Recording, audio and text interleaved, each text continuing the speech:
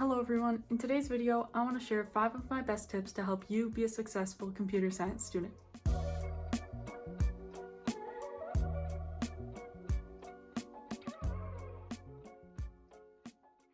Almost having my associate's degree in computer science, I feel there's so much I've learned along the way and so many skills I've developed that have helped me be successful. I cannot wait to share all those with you guys. My hope is that this video will be helpful to you and that you'll learn some good tips that you can apply to your schoolwork to help you also be successful. So, without wasting any time, jumping right into tip number 1 is do not wait to start your assignments.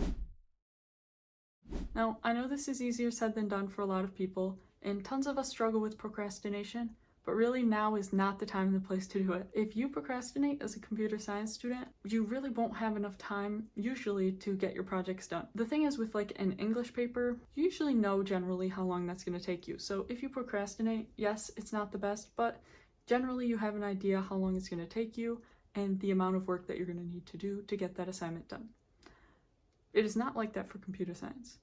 You do not know how long things are going to take you. Okay, so you can have a project and you can think it's going to be a super quick, easy project, but if you get stuck on one thing, it can take you days to figure it out and to finish it. So you do not want that happening. Don't let yourself lose points or not finish an assignment just because you started it too late and didn't give yourself the time to think about, your code and what's going on there, because you can lose a lot of points just for some small thing. Like it could be a small logic error or just a small error and it messes up your whole code and then you can't solve the problem in time and then you lose a bunch of points on your assignment. I actually recommend starting your assignments as soon as your teachers assign them. I like to come home the day that I'm assigned a project and at least look at it and look at the assignment. Then I'll get started on it in the next couple of days and hopefully finish it even like a week before it's due. By doing that, you give yourself as much time as you need to think about it and really come up with good solutions to any problems you may encounter. Going off of that point, which leads me into tip number 2, is to develop discipline. Discipline is extremely important as a computer science major. You're going to have a lot of work. It is a lot of work, just to be honest. There are going to be days when you don't want to do that work. You come home after a long day of classes, you've been thinking hard in all your classes, doing tons of work, and then you still have a project to work on. You're not going to want to do it, but you have to know what you need to do and then do it. That's what I tell myself. I said, know what you need to do and then do it. And that day, I'll just force myself to start working on my assignments and get some of them done, because just chipping away every, 5-15 minutes you do today is that much less time that you need to do tomorrow, and you can focus on other things that are more demanding those days. Okay, so have the discipline to start your assignments when you need to start them, and when you decide you're going to do things in a day, you need to do that. Like, have that discipline, develop that discipline to do it. However you do that, you need the discipline. Now, going into my third point. This one is probably my favorite point of all of them because I've started doing this the last couple of semesters. When my classes started getting harder, my projects started getting really long, and this has helped me so much. So that is to start your projects, get to a point where you're stuck and you can't figure out a solution to whatever it is that you're doing, walk away, and then in the following days, if you've started your assignment soon enough, you'll have, a lot of time to work on it. So in the days following that, when you're still stuck on it, if you're doing something else, think of the code and how you can solve that problem.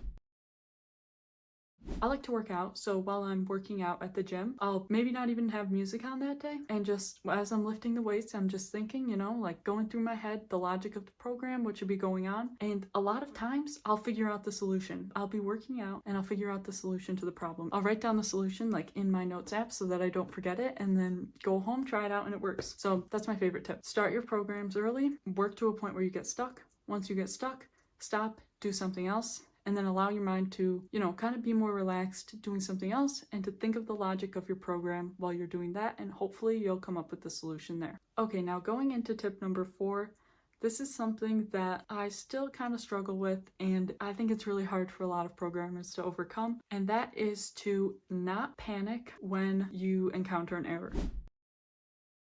A lot of times for me, once my program stops working, especially if I've been working on it for so long, I go into almost panic mode. I just start to panic. I get angry, overwhelmed. I don't think straight because I've been working so hard and now I have a problem and I have no idea what it is. It's the most frustrating thing as a programmer, but it's what it's all about. So what I've learned over the past couple of years is do not panic. When you get to a problem in your code, remind yourself, yeah, it's a problem, but you've solved every problem before, so take the time to calm down. You can't think straight when you're panicking about it. Don't rush into a bunch of different solutions and mess up all your code. Comment things out, try something new, try and fix things, debug your program, whatever it is, but just don't get overwhelmed about it. Remember, you can do this. You've made it this far. You've done as many assignments as you have. You got this from here. It might take a little longer to solve this problem, but you can do it.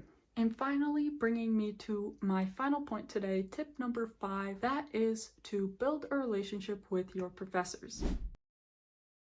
I'm not saying you have to go in your class and be super outgoing, ask tons of questions and always be raising your hands. I personally don't do that myself. I'm not super outgoing in class. I like to kind of just sit there and listen. But what I do is if I have a question or I find an assignment confusing or anything like that, I'll ask my professors. I'll email them, I'll ask them before or after class, I'll talk to them about the things that we're doing, they'll ask me how I'm feeling about things, and it just works good for everyone, and the more that you kind of stay engaged and show that you're engaged and care about things and working on things outside of class, they like that. They like to see that you're putting the effort in and it shows that you're really trying and that you care. It might not feel that important, but really it is, they should know that you're working hard and you're trying. I actually have a good story that relates to this. So I think it was last semester in one of my classes, there was this one girl in my class, I was friends with her, but she would come in and she would not do any of the work outside of class. Like, it was so obvious. She just would not do any work outside of class. She would ask the teacher for help on every single part of the assignment, and he would just kind of give her the answers. He'd try to make her think, but he'd give her the answers. And then meanwhile, I would be coming in all the time to work on my assignments outside of class and trying super hard, asking tons of questions outside of class and just doing all of this work, spending so much time on those assignments. And I'm like, this is so unfair. Like, we're both getting the same grade,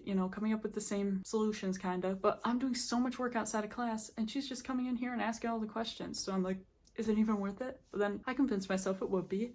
And it was. My teacher noticed that I was working that hard. He knew that I was doing all that work outside of class, putting in the effort, and it opened up a really good opportunity for me through him. And now I'm in a good leadership position at my school, which is great. And I thought that the extra work wasn't doing anything for me, but it was. So definitely go the extra mile, take the extra time, put in the extra work. The right people will notice and it will be worth it. It will pay off, so definitely put in your all. So that was tip number 5. That is all my tips for this video. I really hope that you guys enjoyed the video, and I hope that you take these tips, apply them to your life, apply them to your studies and your school, and I hope that these help you be successful and see some really good results. And if they do, definitely let me know in the comments. Let me know what you think of this video, and thank you guys all for watching so much. I will see you all next time.